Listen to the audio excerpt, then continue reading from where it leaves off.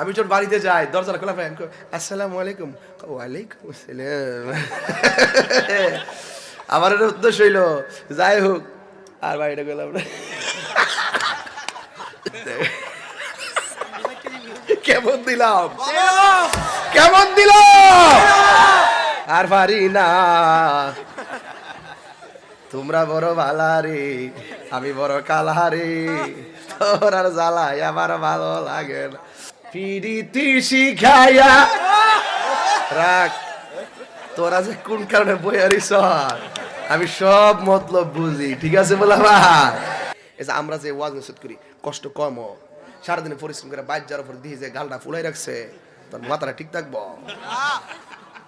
তবে আমি একটা চালাকি করি, ওই এইটাও করে কয়ালাই, আমরা আবার ইউটিউবে শুনলো তোমার সমস্যা, চালাকিটা ধরা গেলাম, এ ফেলা এটা ছাড়িস না,